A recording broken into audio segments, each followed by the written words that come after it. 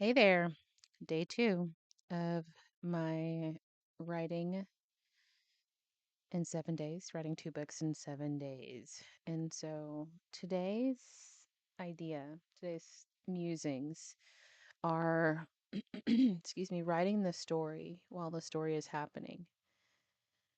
The interesting thing about writing is that it forces you, if you're writing your own story, it forces you to go back and look at your life and look at the relationships as you're retelling the story. And there's something about me that it has to remain in alignment with my integrity of what happened and my perspective while also honoring the relationships in those different stories. And so it's really putting me this sieve of experience. And I'm reliving all of it um, as I articulate for you guys the experience of panic attacks and how panic attacks for Tasha were catalyzed by people leaving me and feeling unsafe in my body. I get to relive those things and relive them in the now moment where I have every tool to self-soothe. And so that brings me to yesterday, day one of the actual writing and pouring myself through it. And hindsight's always 2020, so I can't say that this was what happened, but I was really pleased with the amount of progress I was making yesterday. And, I carved in chunks for stretching and walking and breathing and eating and drinking and like rotating out drinks and hot drinks and cold drinks and just doing the thing to take care of my beautiful body as I just allow it all to come out of me.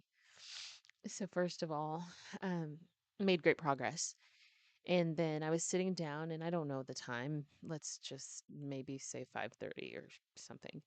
And I was like, okay, yeah, I need to kind of tap the brakes. And no, I'm sorry, it was probably closer to 5. Yeah, I need to go ahead and tap the brakes so I can eat some dinner because I stick also to a fasting routine as far as intermittent fasting goes. And so I don't necessarily eat by the clock. I just do have an end time. So I was like, yeah, I should probably go figure out what I'm going to eat for dinner. And um, then I kept writing and kept writing. And one of my most recent blocks has been some of my subconscious habits in my daily life. And that's interesting as I am now learning to be on my own schedule, especially in deeply in creative mode. Anyway, all that to say, I ignored the prompting to go eat. And I was in a particularly poignant part of my story, but I was not conscious to it, but I was living it in the moment, giving the in moment perspective while knowing the end, how it all ends. And I felt good. I felt at ease. I felt open. And out of nowhere, I when I say the center of my chest, like right dead center, pulsed in a way that threw me back. And I don't have words. Do you hear this stutter? I had a lightning strike in my chest. And I know that we are in the throes of extremely intense ascension energies. And as a leader of what we're calling, or what has been known now as the New Earth leader, the New Earth being energetic leaders, energy is simply everything. So when you understand energy, thank you, Nikola Tesla, emotion is simply energy in motion. So when we know our embodied emotional intelligence, we know God, we know ourselves. We know ascension and we know truth. And so we are in extremely accelerated ascension times, and many people, many things are happening to signify these changes. Earthquake yesterday in the middle of it, off of Australia, but far away. I don't know the details, but I would love to know the timing because I could have felt that shock in my heart. Anyway, the way my body responds to big heart movements like that is to assume something's wrong. And so last night it threw me into this. I had that feeling, and then I stood up and I said, "Go eat, go drink something." So I automatically activated into my self-soothing patterns, and so I grabbed my water that's electrolyte infused, just to keep my just magnesium and whatnot. So just those types of things in my functional water. So I was chugging it, and I realized I hadn't drank very much water yesterday. I did have a lot of hot tea and whatnot, but as far as like the water, the fact that I still had that I'm rambling. Let me just go. Grab the water. And then I went and got my ice packs because I know when my body gets an adrenaline strike, adrenaline surge, ice packs. If I put them on my collarbone area, it helps me get me back into my body and take those deep breaths. And then I kind of sometimes will get it on my cheek or my jaw just to kind of bring me back into my body, get out of my mind. So then I immediately started running a bath water or bath, and I put lavender Epsom salt. And then I took a couple of, listen, y'all, I have a whole tool belt. I took a couple of drops of Bach flower remedies, just kind of peace of mind and stop the anxiety and all natural things. I did grab some CBD because that's calming. So I took some CBD and GABA. Listen, y'all, I was in it to win it for real, for real. I have been in the throes of panic attacks too, where I feel so trapped in my mind. I'm just willing it to break. So anyway, I know how to handle. And then my body starts tremoring, absolutely tremoring. And I'm like, what is it? What is it? And so moments of touchdown began to happen. And I had started having visions of my, during those times of anxiety, I feel the emotion running right now, but during those times of anxiety, it's almost like the neural pathways. If you think of them, and this is a vision, so it's more energetic than actual literal. But if you're able to imagine a cord of three infinitely inside each strand, that is how our neural pathways are. And so sometimes when we're going through ascension, those pathways get fried. It's a short circuit, and our bodies respond. And the more we can just allow the body to do what it does, it's much like what happens during seizures. You just let the person do what they do until they're done. And so you get to do that to yourself. It's the ultimate self healing, self soothing. Anyway, the vision of all of those cords being fried and all of that severed, it's scary. And it's basically rewiring everything because death does not exist, not in the way you think. And so for me to have the message of love and life and awareness and freedom, I have an intimate relationship with the sensation of death and darkness, and I'm so blessed by it because the contrast is how I get to see the purity of the light. So I get in the bathtub and I start again touching ground. And it took me back to another panic attack I had written about a long time ago. But my higher self or God or love or whoever, I was like, what was that about? What the fuck was that about? And I found myself in the bathtub at that time too. And I was told to teach them to self soothe. And that's what I had to do. And so as I was sitting in the bathtub, I was like, well, what was I writing about? What was I doing? And what could have potentially been a part of that? And it was understanding that that moment of my life is closed and the door shut. And when I shut that door, it really propelled me upwards. And the message of true love, the message of divine union is absolutely only the message of inner union, of enlightenment, of God alive in you, of the Christed consciousness, understanding your internal masculine and feminine energetic balance and dynamic. When you get to that space, you magnetize your in-person counterpart. That's where we are, ladies and gentlemen, in the time of ascension. That's where we are. We are now magnetizing all good things to ourselves. But everything is simply a decision and a choice. And that's a teaser. All of that is woven in these books. I'm writing two books, by the way. So anyway, where I get to is that the story continues. It's continually happening. Last night, um, my heart is very, very protected in my love life. So many people are curious. And love showed up in the most, my throat's burning right now.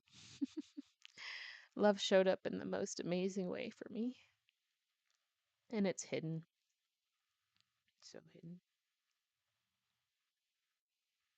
And that's the way divine love is. It does not make any logical sense whatsoever. but sometimes you just have to experience to be able to tell the story later on. So here I am, day 2, in full surrender. And it is my fervent intention and passion that these books be shockwaves through humanity as I'm able to, in written and typed out form, communicate the message that I can only feel in my heart that is to be expressed from every stage. And thank God. Thank God. The microphones are magnetized like a megaphone. How about that? To my mouth, and the message just flows. So I have a few ideas in mind as far as which stages are worthy of the message. But until then, and until that moment is right now, I continue on with the writing of my books. So this is to you, humanity. Day 2. I'll see you tomorrow. Bye. There and hello. This is day 2 of the She Speaks podcast. Today we're talking about evolution, the breakdown of society, and we're going to play with some hermetic principles. And I'm playing with the idea of titling this Surrender versus Suspension. You've earned your rest. And so let's talk about that. What does that mean? Well, it is today, December 17th, 2025, 9:31 a.m. And I'm jumping in with evolution. So, if you have not heard, you have certainly experienced that we are in a very rapid season of the evolution of our consciousness. And what that means is basically like how we engage our daily life through our thoughts, our behaviors, our responses, our experiences, all of that is all centered around your consciousness, your awareness, your understanding of your life and how it works and the role you play in it and playing with power. And so because we're evolving, we're going from, I mean, just to really like paint a very fast broad stroke from like Neanderthal type of embodiment to transcendence, to our God selves, like the awake cosmic beings that knows that they are gods and goddesses and that they have ultimate power over their creation.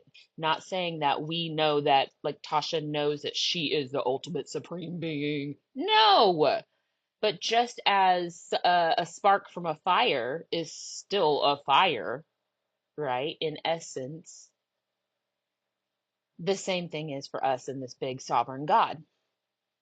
So as we evolve, we're unlearning patterns of fear and all of this. Well, fear is just an energetic state. And as our body releases more and more of that fear, we actually elevate, we ascend, we start to transcend, we evolve, we come back into our fullest healing, our fullest selves. And what that feels like is inner peace. What that feels like is an excitement. What that feels like is a zeal and a zest to just chase your vision and allow it to come to you, and just like this like passionate dance of fire. Here we are again, the identity, the fires of identity. It's funny, as I'm speaking my throat is like burning, so this is how I know that I'm saying what needs to be said right now. So stillness, surrender, and suspense. Being in surrender or suspension. I have this vision as I'm going through my journey, and that's why I'm committed to coming here every single day and just talking, just getting my body like speaking, because the visions that I've had are like, and this is not egotistical in that I need money, money, money, and all this stuff, but like it feels like Oprah level or larger. I don't know how to dream this big, like humanity level. I'm not saying that divine wellness, my business or my ministry, is going to be, impacting humanity, which yes, please, yes, and more, my beloved. What I'm saying is the voice that I'm speaking into the collective is on timbre with the shifts and changes of humanity herself, right? Humanity itself. And so it's this transcendence thing. It's this whatever. So hermetic, all is mind, all is mental. So thinking about as within, so without, because you only experience your life from behind your own eyes and your thoughts and your perceptions and your beliefs. and the ripple effect, right? From your beliefs come your words and your actions and your deeds and all of these things, but it all starts on the inside, in the heart, in the mind, in the inside. So all is mind, and then the individuation process, right? So as we come back into our mind center, our heart center, the center of ourselves, and we find the inner upper room, right? We find communion with God, we find the oneness. And in that place of stillness, what isn't still on the outside of us, what isn't in alignment with that stillness, what isn't in harmony with that peace, has to fall away. There are times where it falls away outside of your control, and there are times where you break it because it's an attachment, it's an unhealthy attachment, it's a demon, it's a sin, it's something that is not in alignment with the frequency, that which means the feeling, the energetic movement of inner peace inside of you. So as within, so without. So you still the mind, you still the body, you start to notice things in your life falling away, and you remain in that place of stillness. Because more and more people are doing that because of where we are evolutionarily,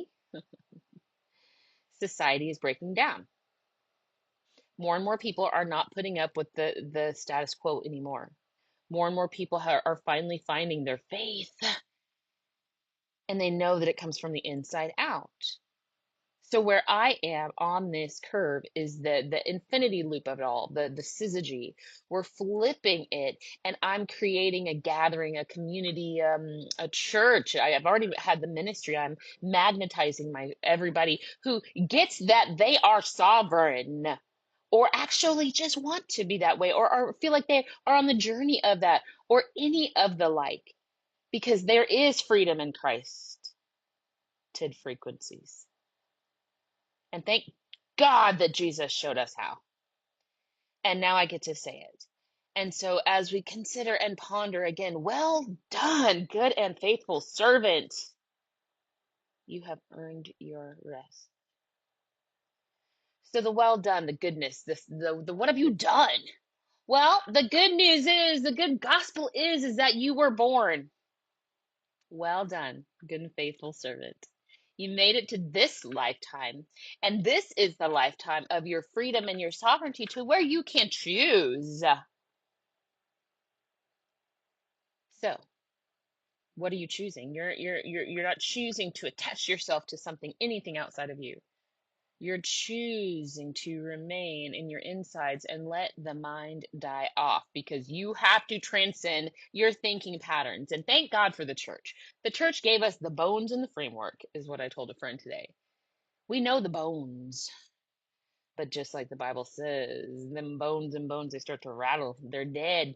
There's a whole valley of dry bones, and then they start to rumble, and then the meat comes on the bones, and then the flesh covers the meat, and then it gets up, and then it does its thing. Here we are.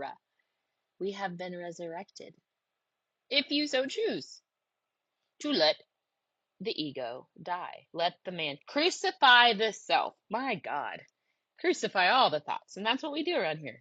That's what divine wellness is. It's divine, isn't it? It's beautiful. And it's 100% wellness. Physician, heal thyself. Let's talk to Jesus about eternity. Let's talk about the glyph on all of our healthcare things. Oh, that rod in the middle, that's your spine, my love. And the two snakes, that's your feminine and masculine energetic swords of this dimension of humanity, of being a human.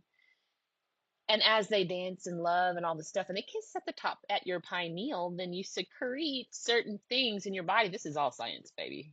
Your body secretes certain chemicals and whatnot, and that helps your hieros gamos, your the meeting of the minds, the whole brain synchronization. The wings start to sprout because you are ascending, and it's all hermetic. It's all as within, so without, as above, so below. And now we get to consciously, again, flip that infinity loop, consciously create our reality. So surrender versus suspension. Well done, good and faithful servant. So surrender is where you're like, F it. I'm done. And we can talk about even the nuances of that. And that's juicy. Like Tasha can go down every avenue. Let me. Ding, ding, ding. That's me knocking on the door. But surrender that I'm speaking of is that one that's almost like what happens like during foreplay and during the buildup of your orgasm. And then at the you let go, the ultimate release, the ultimate little death. You let go. That's a surrender I'm talking about, like the juicy surrender. You can also surrender out of fatigue, like yes, but it can also feel really good versus being in suspension, being caught up, recognizing that you're being held, recognizing that there's a bit of suspense. Like what's gonna happen next? I don't know because I'm not in control.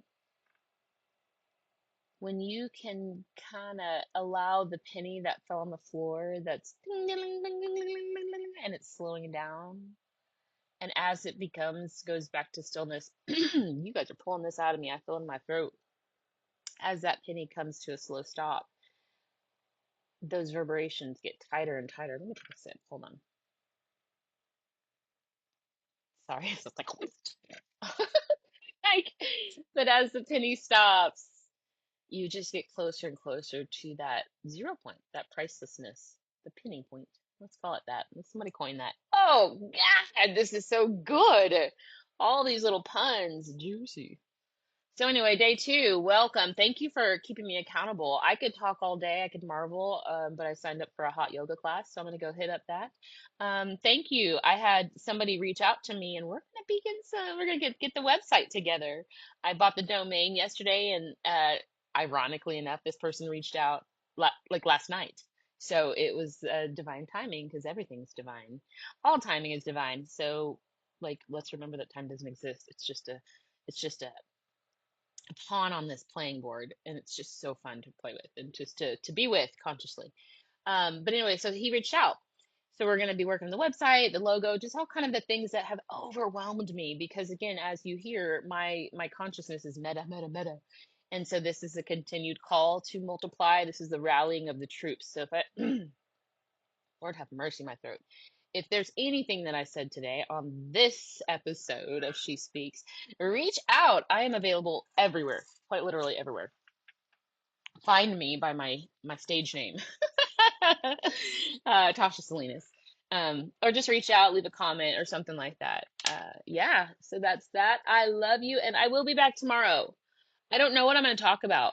I do not know, but I know that I'm going to show up because I'm committed. And yeah, that's that. I love you. Have a great day. Be nice to yourself.